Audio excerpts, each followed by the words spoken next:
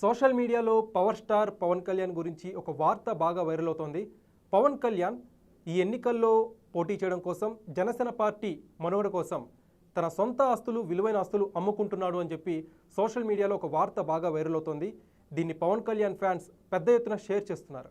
అయితే ఈ information authentic ఇన్ఫర్మేషనా కాదా అనేది పక్కన పెడితే ఆ హెడ్లైన్స్ సమాచారం ప్రకారం హైదరాబాద్ ఇంటి స్థలం గత వారమే అమ్మేసిన పవన్ కళ్యాణ్ ఈ మధ్య పార్టీకి ఫ్లైట్స్లో తిరగడానికి పవన్ కళ్యాణ్కి 20 కోట్ల వరకు ఖర్చయిందని చెప్పి ఆ హెడ్లైన్స్ మనకిస్తున్న సమాచారం. అలానే ఈ ఎన్నికల్లో అభ్యర్థుల ఖర్చు మొత్తం కూడా పవర్ స్టార్ పవన్ కళ్యాణ్ని ఖర్చు పెట్టబోతున్నట్టు తెలుస్తోంది.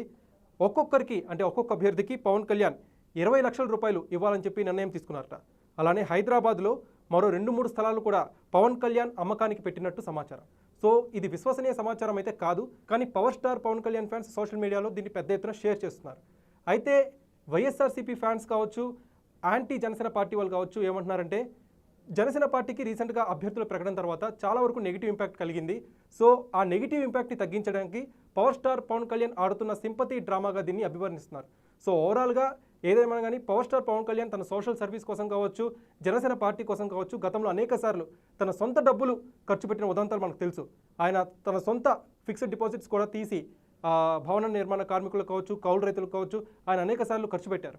సో ఈ న్యూస్ అయితే రిలయబుల్ ఇన్ఫర్మేషనే మనకు అనుకోవచ్చు. ఎందుకంటే గత ఉదంతాల దృష్ట్యా పవర్ స్టార్ పవన్ కళ్యాణ్ తన సొంత డబ్బులు అనేక సార్లు ఖర్చు పెట్టారు కాబట్టి ఈ న్యూస్ రిలయబుల్ ఇన్ఫర్మేషన్ అని చెప్పి మనం అనుకోవచ్చు.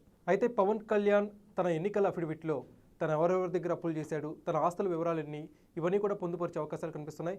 వన్స్ ఎన్నికల అఫిడవిట్ బయటకు వచ్చిన తర్వాత పవన్ కళ్యాణ్ అప్పుల గురించి, ఆస్తుల గురించి అందరికీ ఒక క్లియర్ పిక్చర్ వచ్చే అవకాశం కనిపిస్తుంది.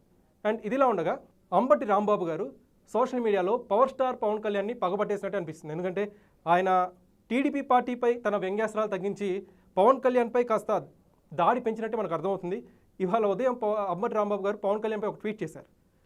పవన్ కళ్యాణ్కి క్యాష్ ట్రాన్స్ఫర్ అవుతుంది కానీ బాబుకి ఓట్స్ మాత్రం ట్రాన్స్ఫర్ కావు అని చెప్పి టీడీపీ జనసేన అలయన్స్ని కాస్త దెబ్బతీసే విధంగా అంబటి రాంబాబు ట్వీట్ చేశారు. అలానే రీసెంట్గా అంబటి రాంబాబు గారు కులం కార్డు కూడా వాడుతున్నట్టు మనకు అనిపిస్తుంది. ఎందుకంటే ఆయన కాపు ఓటర్స్ని వైఎస్ఆర్సీపీ వైపు మళ్లించడానికి కాపు సోదరులారా మోసపోకండి, వంగవీటి రంగాన్ని చంపిన టీడీపీకి పవన్ కళ్యాణ్ కొమ్ము కాస్తున్నాడు, సో జాగ్రత్తగా ఉండండి అని చెప్పి కాపు ఓటర్స్ని కాస్త టీడీపీకి దూరం చేసే ప్రయత్నం చేస్తున్నారు. సో ఏదేమైనా కానీ గతంలో అంబటి రాంబాబు గారు ఇలాంటి ట్వీట్స్ అనేకం చేశారు.